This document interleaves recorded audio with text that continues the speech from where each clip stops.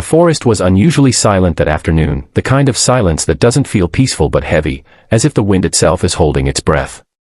Single father Daniel Walker didn't think much of it at first as he walked the familiar trail with his 6-year-old daughter, Lily, skipping ahead of him, her red sweater glowing like a spark against the autumn leaves.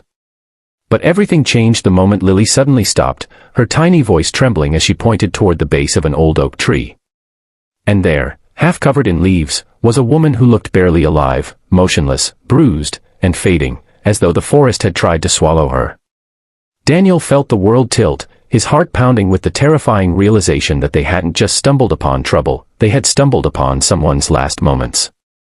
If you believe in kindness, second chances, and humanity's quiet miracles, make sure to like, comment, share, and subscribe to Kindness Thread. Your support helps keep stories of hope alive. Daniel's first instinct was fear, the kind that grips a parent when danger lurks close. Lily tightened her grip on his hand, staring at the stranger with wide, frightened eyes.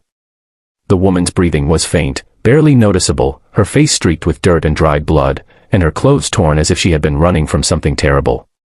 Daniel fought the urge to panic. As a single father who had already endured the heartbreak of losing his wife years earlier, he knew what it meant to stand at the edge of helplessness. But he also knew he couldn't walk away. Not when someone's life depended on him. He knelt beside the woman, feeling the coldness of her skin, the weakness of her pulse, and he whispered a shaky promise, to her, to himself, and to the little girl trembling behind him, that he would not let her die here. The forest suddenly felt enormous, like every second lost could push her closer to the end. Daniel lifted her gently, surprised by how light she felt, as though carrying the weight of her suffering had stripped her of strength. Lily walked ahead, clearing a path through the leaves, glancing back every few seconds with concern far too deep for a child. There was no cell service in the woods, and the nearest main road was almost a mile away. Daniel's breath grew heavier with each step, but he refused to stop. With every movement, he remembered the years he had spent raising Lily alone, the nights when he felt like collapsing but pushed through because someone needed him. Today was no different, someone still needed him. By the time they reached the car, the woman was slipping further into unconsciousness. Daniel wrapped her in his jacket, turned the heater up, and drove faster than he ever had. At the hospital, nurses rushed her away, and the moment the doors closed, the weight of what just happened finally crashed over him. Lily climbed into his lap, her small hands cupping his cheeks, and whispered that she wasn't scared anymore, that she was proud of him. Daniel didn't know why those words made his eyes burn, but they did. Maybe because for the first time in a long time, he felt like he had done something that truly mattered. Hours later, a doctor approached them with an expression that held both relief and disbelief. The woman, whose name they would learn was Elena, had survived, but only barely. She had been missing for 2 days after an accident in the woods, injured and unable to move, exposed to the cold, waiting for help that never came, until a dad and his little girl appeared at the right moment. The doctor said if another hour had passed, she might not have made it. Daniel sat there stunned, realizing that their simple walk in the woods had rewritten the ending of someone else's story. Over the next few days, Daniel and Lily visited Elena often, bringing flowers Lily picked from their backyard or drawings she scribbled with crayons. Elena's recovery was slow, but every time she opened her eyes, she looked at Daniel with a mixture of gratitude and awe, as though she couldn't fully grasp why he had chosen to help her. Daniel always answered the same way, that he would hope someone would help his daughter if she were ever in trouble. But the truth was deeper. Ever since losing his wife, Daniel had lived with a quiet ache, a feeling that life had taken more than it had given. Helping Elena didn't erase that pain, but it reminded him that purpose often appears in unexpected moments, disguised as a choice that must be made quickly, bravely, and without certainty. Elena eventually shared her story. She had gone to the woods to clear her mind after a painful breakup, wandered off the trail, slipped down a slope, and injured her leg. She had survived the first night, but the second was excruciating. She remembered shouting for help, but the forest swallowed her voice. She thought about her family, the friendships she had lost, the regrets she carried, and at some point, she accepted the possibility that she might not get another chance. The moment she heard Lily's footsteps crunching on dry leaves felt like a miracle she didn't believe she deserved. The bond between the three of them deepened as days turned into weeks. Daniel never expected to feel anything more than sympathy for the fragile stranger they had rescued, but life has a way of weaving new chapters when we least expect it. Elena wasn't just recovering physically, she was rebuilding her spirit, rediscovering the will to move forward. And in her presence, Daniel found parts of himself he didn't know were still alive, the ability to laugh freely, the quiet excitement of waiting for someone's message, the warmth of being seen and appreciated. Lily adored her, too, often asking if Elena could join them for a picnic or read her bedtime stories. Daniel watched these moments unfold with a growing realization that fate sometimes starts quietly, with a choice made on a random afternoon in a lonely forest. Months later, Elena stood under the same oak tree where they had found her, now healthy, smiling, and stronger than before. Daniel and Lily stood beside her, the golden leaves swirling around them like a reminder of how everything began.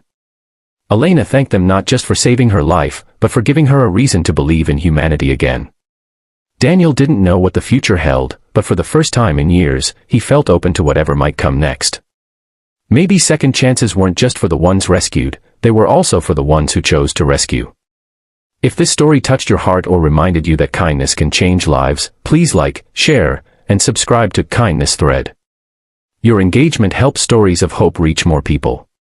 Before the story ends, I'd love to know your thoughts. Sparkles, please comment below, what would you have done if you found someone in that condition in the woods? And so, in a world that often feels cold and distant, one single dad, his brave little daughter, and a stranger who refused to give up proved that miracles don't always arrive loudly. Sometimes, they appear quietly, in the form of compassion, courage, and the decision to save a life when no one else is watching. There are moments in life when a single act of kindness becomes powerful enough to shake the heart of someone who thought they had already seen everything. This story begins on a cold winter morning when a tired, unshaven man with worn-out boots and a frayed jacket pushed open the heavy glass door of a quiet downtown bar. His eyes carried the weight of loneliness, and his steps were slow and uncertain, as if each one required effort he no longer had. No one inside recognized him. No one realized that behind the messy beard and old clothes was not a homeless wanderer, but Ethan Rayner, one of the wealthiest bar owners in the entire city. But that morning, he wasn't here as a millionaire. He had come in search of something money had never been able to buy: truth. If you believe kindness and second chances can change the world, then please like, comment, share, and subscribe to Kindness Thread. Your support helps us spread more heart-touching stories like this. Ethan had built his empire through hard work, smart risks, and relentless dedication, yet somewhere along the way, the world had grown colder. The more money he earned, the more distant people became. His employees treated him like a paycheck, not a human being. Business partners respected him only for his success. Even strangers looked at him with envy or calculation, wondering how to benefit from his wealth. It had been years since someone spoke to him with genuine warmth. So, for the first time in his life, he decided to walk into one of his own bars unrecognized, wearing the life of a man who had nothing. He wanted to see how people treated someone who appeared powerless. The bar was dimly lit with the warm glow of vintage lamps hanging low from the ceiling, giving the place a comforting calm. The early customers barely glanced at him as he took a seat at the far end of the counter. Cold air followed him in, and he wrapped his torn jacket tighter around himself, adding to the illusion. He rested his hands on the counter, roughened, unwashed, and trembling slightly, not because of the cold, but because of the question that haunted him: would kindness still exist in his world, or had it been crushed beneath selfishness? As he waited silently, a young waitress approached him. Her name was Maya, though Ethan didn't know that yet. She moved like someone accustomed to rushing, yet her eyes softened the moment she saw him. Her ponytail swayed as she leaned slightly closer, noticing the exhaustion etched into the lines of his face. Something in her expression carried empathy, not pity, something rare. The scent of warm bread and fresh coffee drifted from the kitchen as she placed a menu gently in front of him. He stared at it, then lowered his eyes, ashamed. When she asked what she could get him, he hesitated. His throat tightened, and he murmured that he didn't have money. It wasn't part of the plan to speak the words so quietly, or to feel such real embarrassment in that moment, but the disguise wasn't just an act, it was revealing something deeper inside him, something he hadn't felt in years. Instead of brushing him off like many in the city would, Maya's expression changed into one of heartfelt concern. She didn't frown, didn't sigh, and didn't walk away to focus on paying customers. Instead, she gently took the menu back and assured him that he didn't need money to eat today. She walked away before he could respond, as though she feared he might refuse her offer. A minute later, she returned with a warm plate of food, a juicy burger, golden fries, and a glass of water that glistened under the light. She placed it in front of him with a smile that reached her eyes. While Ethan ate slowly, savoring every bite not because of the taste but because of the sincerity behind the gesture, he watched Maya work. She moved between tables with a rhythm that balanced speed and care, greeting each guest with equal respect. But every few seconds, her glance shifted back to him, checking quietly if he needed anything more. She treated him with dignity, something he hadn't experienced in a long time, even from people who owed him their livelihoods. As minutes passed, a warm feeling spread through Ethan's chest. It wasn't the food, it was the rediscovery of something he feared had disappeared, compassion without motive. He noticed other waiters glancing at Maya as if questioning her decision to help a broke stranger, but she didn't care. In that moment, she wasn't serving just a customer, she was serving humanity. What Ethan didn't know was that Maya's kindness came from a place of pain. She had once seen her father struggle in the same way, working multiple jobs only to be judged for the clothes he wore or the tiredness in his voice. She had promised herself that whenever she encountered someone in need, she would be the kindness she wished her father had received. After finishing the meal, Ethan remained seated for several minutes, absorbing the quietness of the bar. He watched Maya refill glasses, carry trays heavier than she looked capable of handling, and offer small words of encouragement to guests who seemed stressed or lonely. Her light-hearted laugh filled the air, and her presence softened the atmosphere around her. She was the kind of person who unknowingly stitched hope back into the hearts of people who had lost it. Finally, Ethan decided to leave. He thanked her softly, his voice cracking with genuine gratitude. Maya smiled again, not expecting anything in return. That, more than anything else, struck him deeply. He left the bar quietly, slipping into the cold wind outside, but his heart felt warmer than it had in years. The next morning, the bar buzzed with whispers. A sleek black car pulled up, and out stepped Ethan again, this time in a tailored suit. The staff froze, stunned to see their wealthy owner walk through the doors. When his eyes met Maya's, she looked confused, trying to understand how this polished man resembled the tired stranger from yesterday. When he revealed who he truly was, the room fell silent. He approached her with gratitude shining in his eyes. He told her that her kindness had restored something he thought he'd lost forever, faith in people. Without making a grand scene, he let his appreciation speak through actions instead of just words. He offered her a promotion, a scholarship to finish her studies, and financial support for her family. Tears filled Maya's eyes as she realized that her small act of compassion had changed not only his day but the direction of her own life.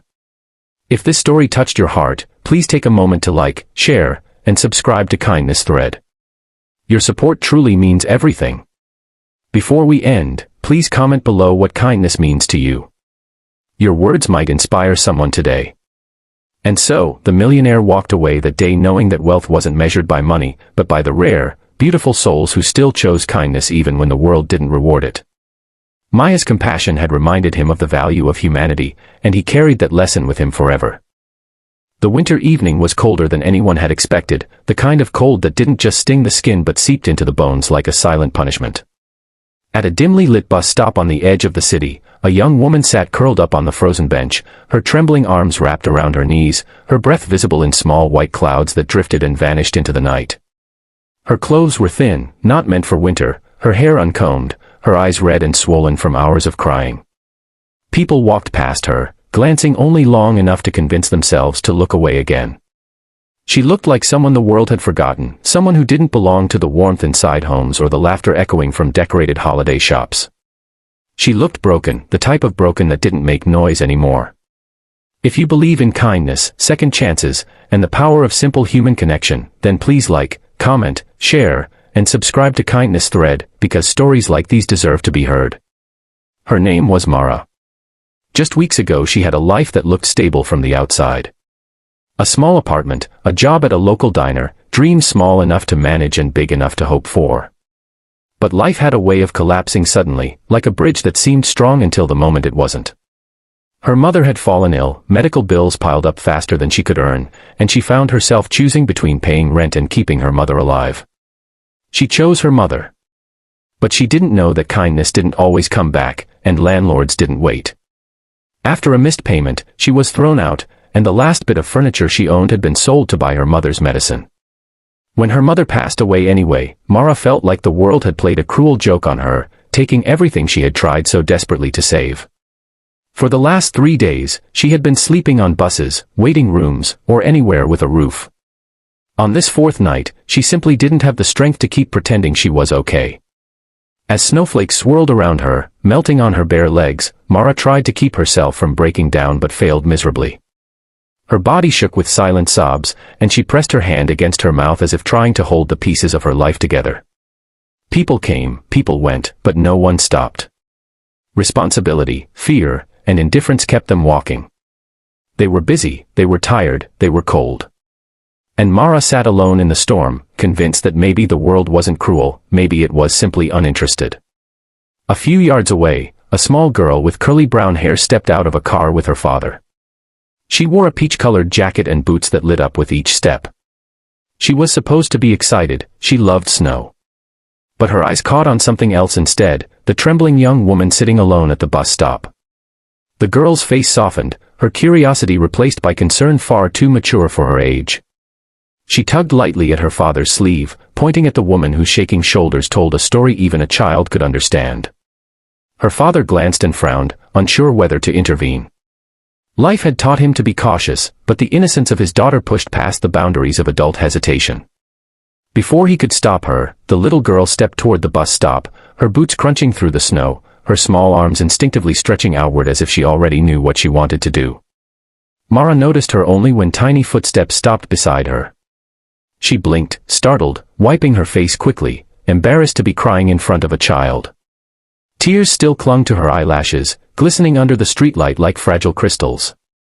The girl smiled gently, not in pity but in warmth, the kind of smile that reaches deep into the heart and reminds the broken that they are still visible. In a soft, innocent voice filled with empathy, the little girl spoke the words that made the world pause around them. "I think you need a hug. Can I hug you?" And in that moment, everything inside Mara collapsed. All the walls she had built, all the strength she tried to fake, all the bitterness life had forced into her, it all shattered. She didn't move at first, shocked that anyone, especially a child, would approach her with love instead of judgment. But when the little girl stepped closer, Mara's face crumbled into the most vulnerable expression a person could show, and she nodded, barely managing to breathe.